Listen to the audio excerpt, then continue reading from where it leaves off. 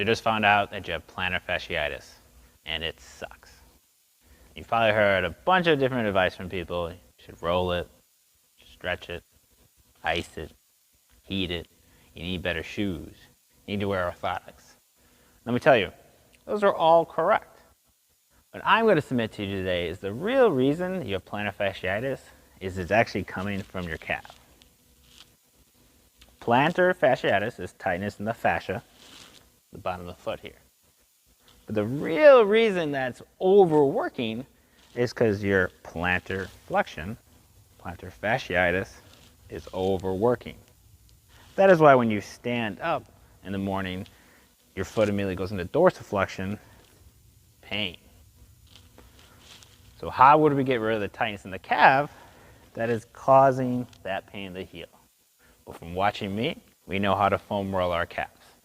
If you don't, let's run through it. Foam rollers, great thing to use. We're going to lump plantar fasciitis into most heel pain here today. We need something far more intense, like our straight bar here. Most of the tightness is going to be found in the soleus, which again is pulling, causing all that problem in that area. I see all this talk and all this about stretching the fascia, working on that in the morning. Again, all of it very correct. But you're not getting to the real problem, not the solution. So what we're going to do, use a straight bar here. If you do it at home, you probably will feel it. This is going to be much more intense.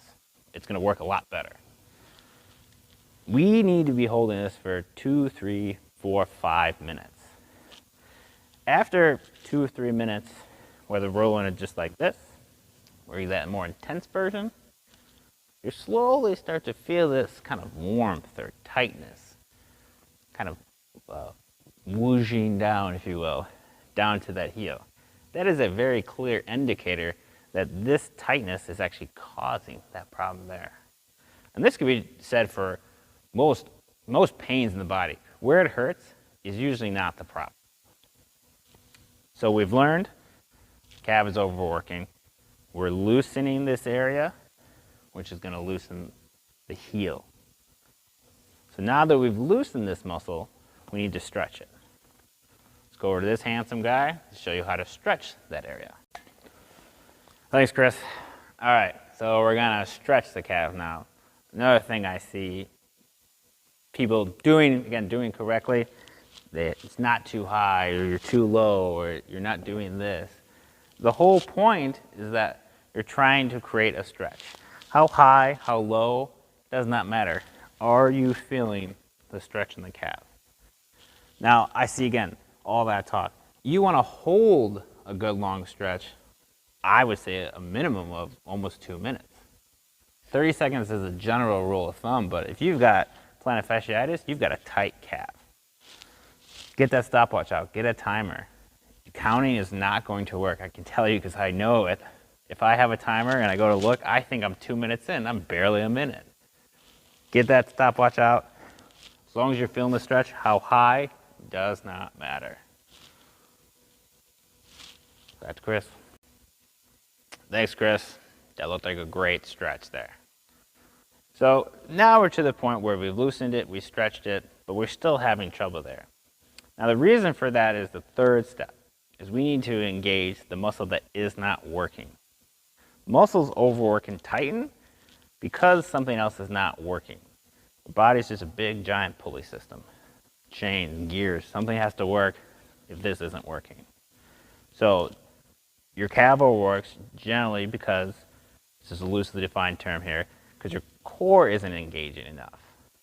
So when you take a step, you're not pulling up with your stomach, kind of use that quad too much. And then when you step, you grip.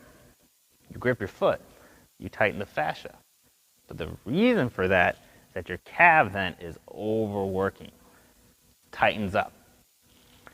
Your plantar fasciitis may be better the more you move all day because you're constantly kind of stretching it. So we are going to engage the stomach. We're going to do a supine 90-90. If you haven't learned that from my previous videos, we're going to run through the basic here. A march. A march is another broadly used term for engaging the stomach. So we've loosened calf, we've stretched it. Now we need to engage the muscles that's not working. Let's go over 2. You can do a simple march here, where we're just using that stomach to do the work.